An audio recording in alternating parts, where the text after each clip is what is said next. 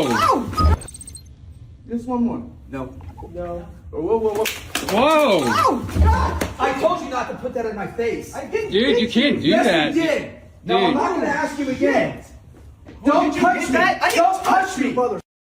Who the put your hands on me, Dude, sir? You that's- put your hands on me, sir. God damn, dude. You shoved that camera into my face, sir. That's not.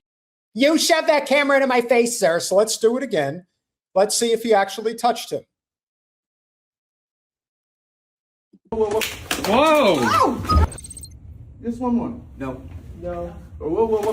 Whoa! Oh, God! I told you not to put that in my face. I didn't. Dude, you can't do yes, that. you did. No, I'm Dude. not going to ask you again. Don't touch me. Don't touch me. Brother.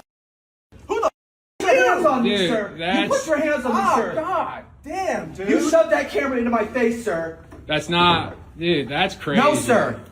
Are you serious, dude? I got it. Did you get that? Oh, yeah, yeah. You're going to jail, mother. Call the cops. I asked him not to. He did it anyway. That's assault, brother. You're going to jail, bro. That's crazy. Who are you? I'm calling the cops. Call the cops, please. Just broke my camera. That's crazy. So one has to ask themselves, why would a assistant professor named Luke Perez attack somebody like that, a citizen journalist? Why was he attacked? What would be the motivation to hit somebody like that? Clearly, he had to have been doing something that he didn't like, something that got under his skin, and now we're going to find out exactly what that is. So as it turns out, Ohio State faces lawsuit after faculty member attacks journalist interviewing Gee. You might ask, who is President Gordon Gee? The attorney for the independent journalist attacked by the Ohio State University faculty member while interviewing former President Gordon Gee wants him to be terminated and criminally charged. The attack happened Monday evening at the Smith Lab when the video shows independent journalist Michael Newman asking for one more question and attempting to enter a classroom where Gee was. Assistant Professor Luke Perez accuses Newman of putting the camera in his face, then attempting to slap the equipment out of his hands and rides him to the... I tell you, the way they write this language in defense of the establishment is incredible. Incredible. Even when you see it in real time, they'll figure out a way to massage the truth, to say the least. Perez is an assistant professor for the Salmon P. Chase Center for Civics, Culture, and Society. Not very civil action on his part. The altercation took place following a Profiles in American Leadership class taught by Perez Monday, where Gee was a guest lecturer and took questions in the hallway. The assistant professor got into the path of his camera and struck him, and the video went viral. I think there are 10 to 12 million views at this point. Newman immediately got up and backpedaled in disbelief while the person filming the incident says, hey, you can't do that. He has some neck and facial injuries. Okay, I'm sure he's not injured. And a little like a car accident. He has some whiplash and damage to his equipment. But at the time, I think he was really shocked. One film crew was at the scene, interviewed Dr. Gee, and a second was there recording that interview. When the interview ended, Newman approached the door where Perez moved in front of him. Ratliff said Gee's reaction was unbecoming of a higher education executive who has been working with young people for more than 4 decades. So at the point the interview ended and Mr. Newman wanted to ask a question about student loan debt, there's more to that. That was the question he wanted to ask Dr. Gee, who did not want to answer. Dr. Gee's reaction is pretty appalling for what used to be a university president when he has one of the filmers call his henchmen attacking people. Ratliff said at this point they want Perez to be charged criminally for the attack and fired. Civil claims also being considered if the university fails to take action. The assistant professor allowed his civil rights to be violated, meaning freedom of speech and of the press, and we're looking into all options. So that's all well and good. But as it turns out, there's a little bit more to this that I think people need to understand.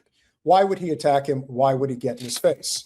It turns out, and again, this is my understanding, that there is an Epstein tie-in here. because there was always going to be one. How else could a story like this jump to so much of a larger position? What would possess somebody to say, okay, so what's the tie-in? No one is going to be getting this agitated over being questioned for student loan debt. No, that's not what the real issue was here. This was the real issue. Former OSU President Gee defends Les Wexner amid probe into billionaires' ties to Epstein. Now, what do we know about Les Wexner that keeps coming up? What we know is that Wexner was an incredible funder of the Ohio State University to the tune of $400 million, apparently. That buys you a lot of favors, including the president saying, oh, we're not really concerned about this. And now you can see why. Oh, yeah, because of course he looks like that.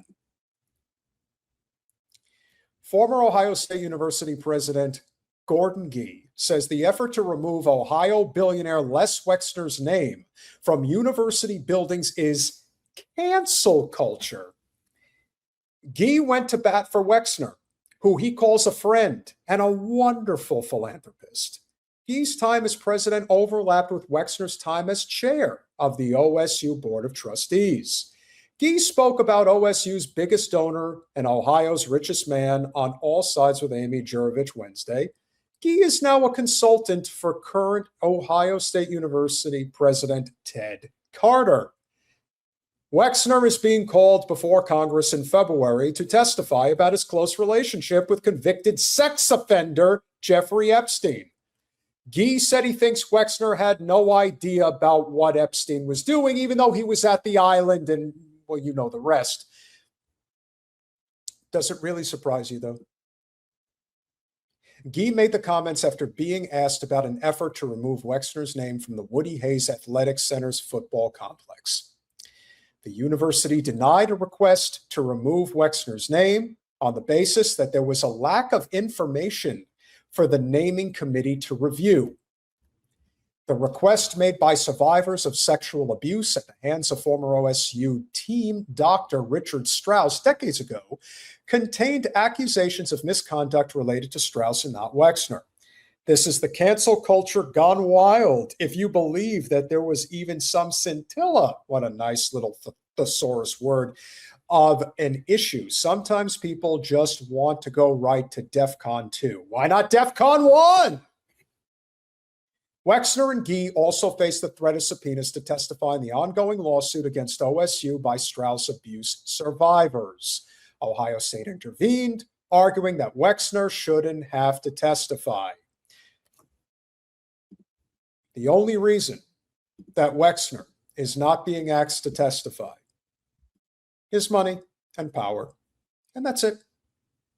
So you can see in real time, this is why I can't get that agitated about it, this is how the system breaks. You pay off enough money to make sure that no one ever gets in your way. He has been a wonderful philanthropist. Tell me where you haven't heard this recently. The Dow is up to 50,000 points. Why are we wasting time talking about sexual abuse victims and children? The economy's great for the people who run it. It's the same argument. That's why they're protecting him.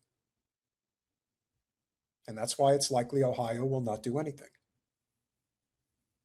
Look at that sawed-off little prick, Gordon Gee. Protected class. When you cross a protected class,